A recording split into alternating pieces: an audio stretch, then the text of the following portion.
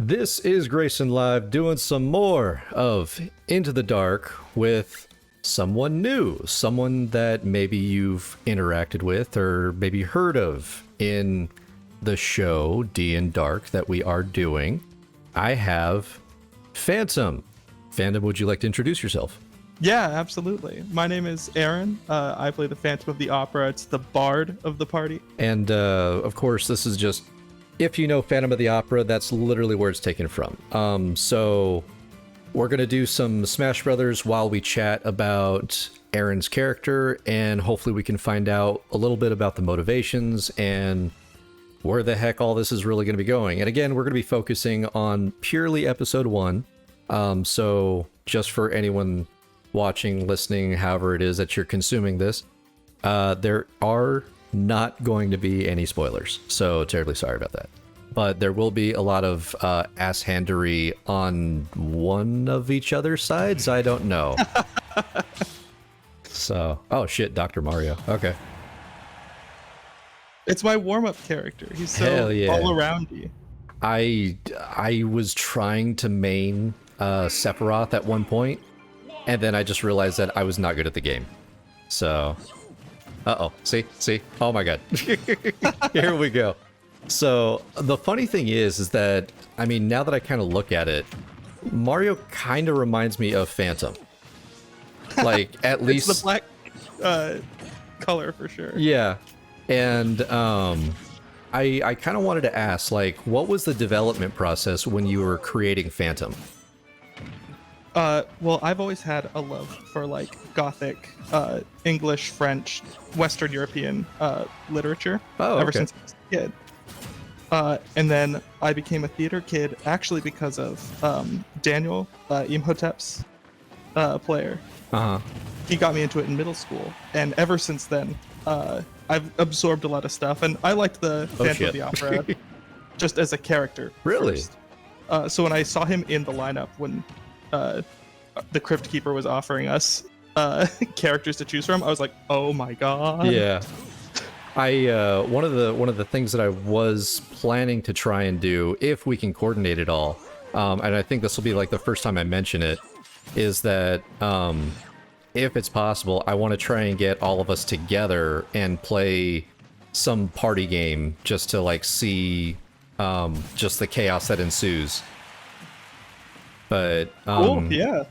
You were saying that you've always been fascinated by all of that.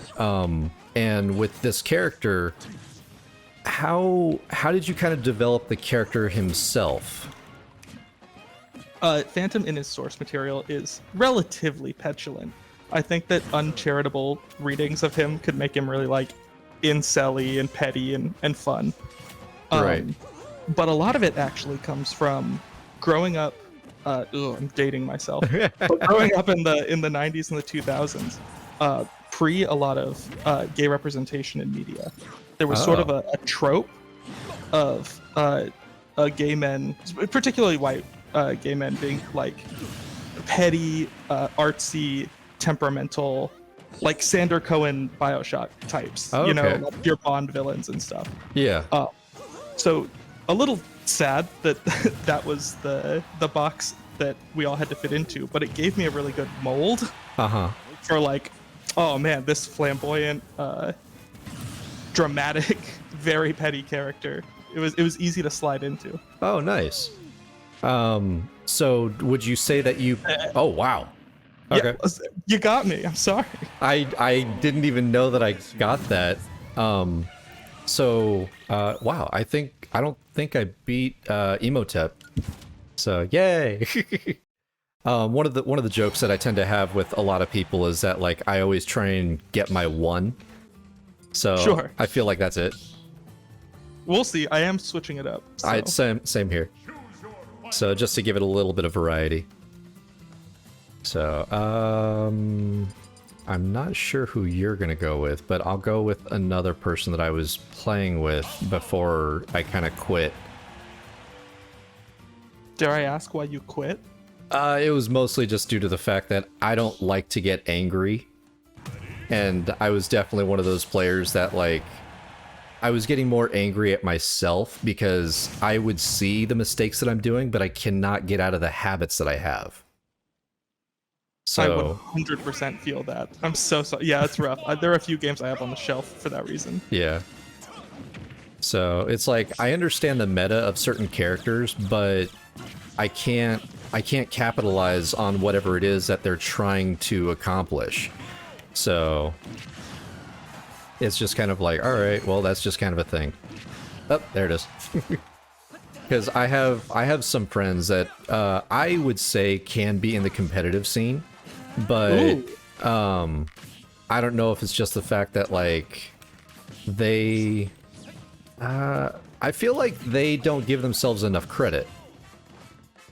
So, oh, cool. Nope. Oh my god, just hot potato. So, but would you say that when you're playing Phantom, you're playing mostly yourself, or would you say that you're... Oh my god, fucking keep catching that damn thing. But would you say that you're putting more of yourself into the character?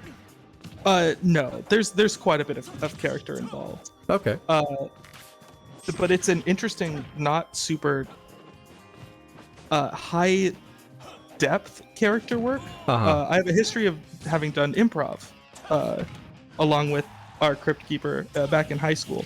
And so the idea of short form, quick, these are my basic character traits, hug these, and everything else is kind of flexible for the bit. Oh, okay. Is a skill set I have been employing a lot. And it helps that the character is supposed to be capricious.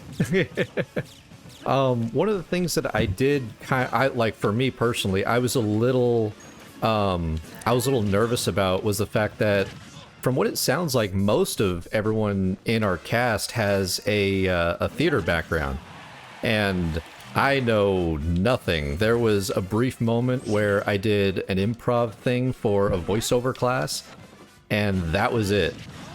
So, but I was kind of curious, like, does that help a lot with portraying a character or many different characters? Certainly it can. I feel like you flex certain muscles and like basic tonal inflection and stuff like that. Understanding scene construction. I chime in a lot with little bits, sometimes trying to add a button, to a scene. All right, we can probably get moving again. This moment has come and gone. And it helps with that.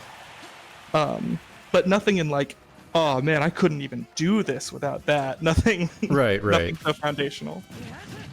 Because I know that we have my friend Ben Frankenstein. He went to school up in Northridge, I think it was, and he's posted a number of places to where he's done some theater and some dance and some other stuff for performance-based stuff.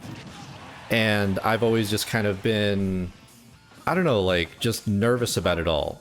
But I'm just kind of, like, fascinated by how all of you are portraying different characters, and I am curious to find out either which skills or which characters are being thrown into certain moments in time. Like, is there a moment where you're playing Phantom, but you're almost pulling from a different character that you've played?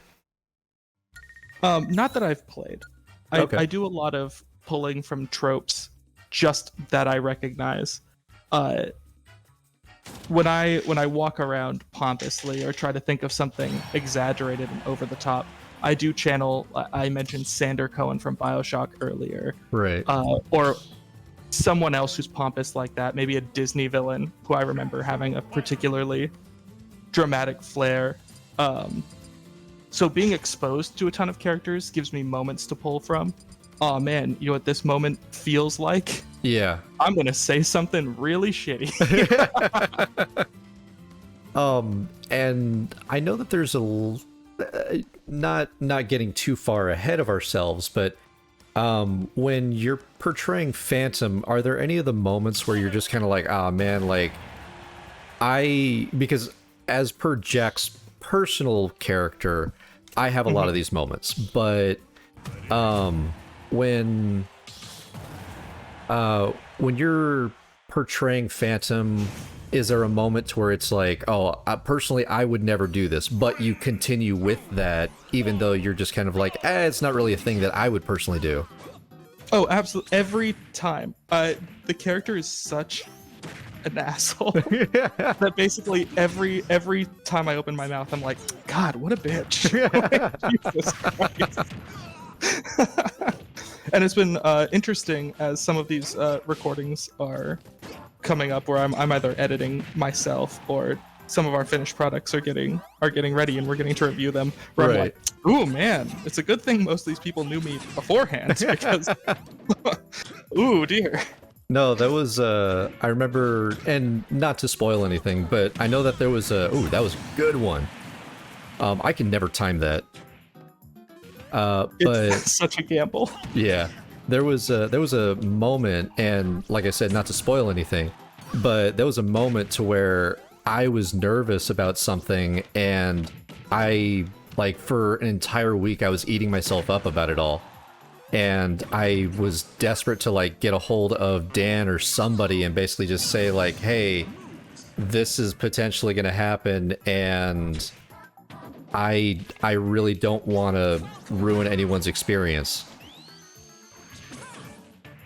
I know what you're talking about, yeah. Right. But sorry, I kind of like backed you in a little bit of a corner, but when it comes to that type of stuff, like how do you kind of like get into that headspace to where it's like, well, it's gonna happen?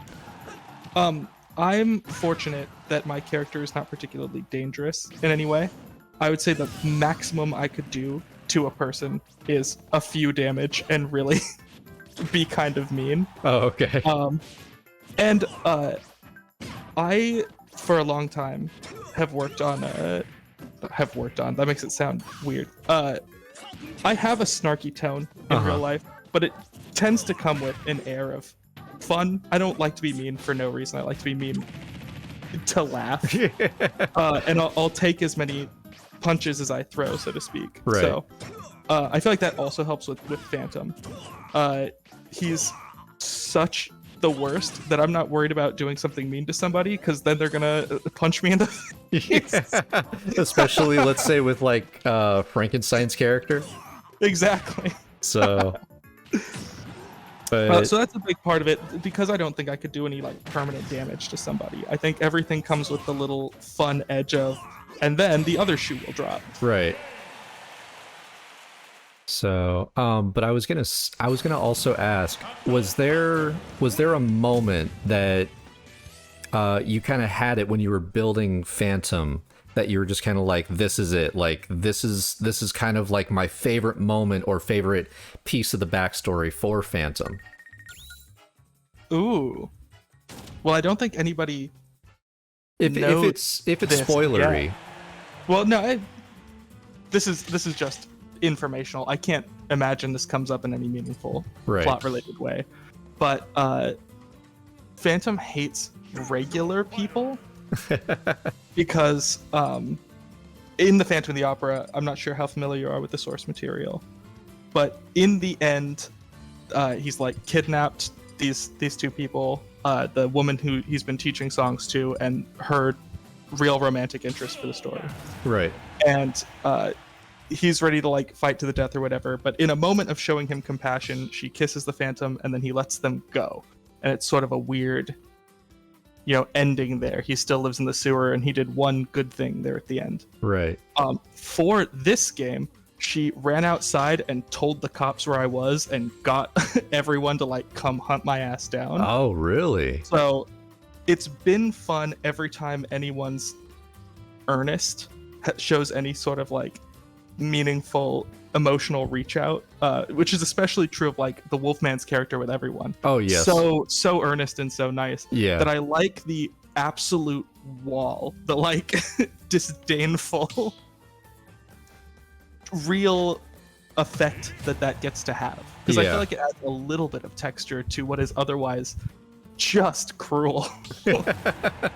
No, I think the group that we do have has a very interesting dynamic, and there's a good mixture of because I don't know if Dan reached out to you to play a certain role, but I know one of the things that I meant to tell Dan was that for me, I don't find myself very funny or entertaining. So I was very nervous when I was told that it was going to be kind of lighthearted. Interesting. So when he ended up telling me, he's like, yeah, I'd really like it if you play like the straight man in all this. And I was like, oh, I could do that. So I was just kind of like, because then he ended up telling me, he's like, yeah, we've got enough jokesters around here. I was like, all right, cool. So I feel like I could do that, but also I don't want to be the wet blanket in all of this. So I think it's actually good to know that there's a little bit of combativeness to everything that's kind of going on. But even with all of that, is there something that you're kind of looking forward to doing as per Phantom, like kind of showing off? Like, is there a certain spell, or is there even a story arc that you're really excited to get to? So Jers was Daniel, the Crypt Keeper, Right. was very clear with me after a while in the planning stages. So he like gave me the list, and he was like, you know, here's everyone who's not taken or whatever, or who I don't have like someone set to yet. Please feel free to be anyone you want. Right. I got very excited about the Phantom. And then we talked a few weeks later, and he was like, I'm going to be real with you. I don't have a specific thing in mind for the Phantom. Like, there are tons of ways we can take it. I have some ideas. But, like, his full character arc is not decided yet. We'll have to figure that out as it goes. Nice. And what's so exciting for me is that puts me in this charmed position that I'm there to ruin everyone else's moments. That's wonderful. It's the most gravitational moment of your life. Good news, I'm being the Muppets in the background. Oh, yeah. Oh. So that's what I'm excited about, is being there, and it makes the stakes relatively low for me, which allows me to really open up with being funny, being silly. Right. But that's kind of fascinating. So you really had like a lot of creative control when it came to creating this character. Yeah. Okay. There's obviously a lot of rapport between me and our Crypt Keeper. But he gave me like the few boundaries, like try not to do anything that has anyone else in it. Right. Don't bring other characters into your nonsense. Yeah. And then don't There it is. Don't not have your source material. Right. You know, don't just like throw that whole thing away. But other than that, yeah. Nice. So I think that's roughly gonna do it for this. But just as like a last bit of let's just go with like the last kind of like thing to kind of like mull over. Sure. What would you kind of say is Phantom's kind of backstory wise, even, or when you were creating him, what was like the one defining moment that you're kind of basing most of his actions or reactions to? It was when Christine rallied the people of Paris, and they burned the opera house to the ground, thinking that I was like in it and dying. And I watched that, and I see her and Raoul, who I just showed compassion to, like in the crowd. And like the whole thing's burning to the ground. And that essentially kind of motivates Phantom to where it's like he doesn't like regular people. Yeah. Okay. So potentially before that, would you say that he was kind of okay, or? He was always a weirdo. Like he lived in the sewers and taught opera lessons down there and was kind of an incel, but like, you know, yeah, we've all been there. It's certainly more intent. It becomes a caricature of itself now. That's where the scoffing disdain every time something is banal comes from. Right. Okay. Well, with that, I think that's gonna kind of do it for this episode of I was gonna say D&Dark, but Into the Dark that I'm doing for this channel. If you want to catch more of Aaron and Phantom of the Opera, by all means, check out our podcast. It's going to be D&Dark on all major podcasting networks.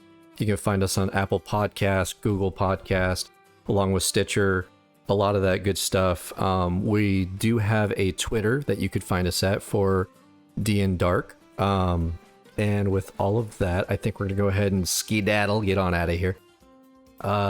Any parting words that you would like to share? Thank you so much for having me on. This was a lot of fun, and it was nice to actually talk one-on-one for a bit. I think I know you and Ben the least so far, so this has been a good opportunity. Yeah.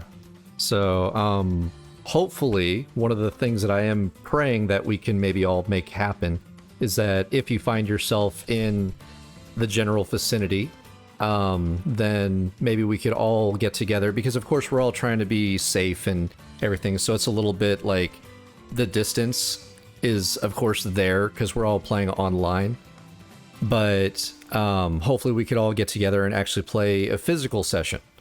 So yeah, that would be a lot of fun. Of course, like we're making sure to respect everyone's boundaries and make sure everyone's nice and safe and comfortable. So but that's what I'm kind of looking forward to. And of course, like, I'm brand new to all this, so I'm just happy to find people that I could actually play with and experience all this with. It's been a pleasure. But with that, we're going to go ahead and get out of here. I have been Grayson. This has been Aaron, playing Phantom of the Opera. And with every episode that I remind you, make sure to, of course, take care of yourselves, take care of each other.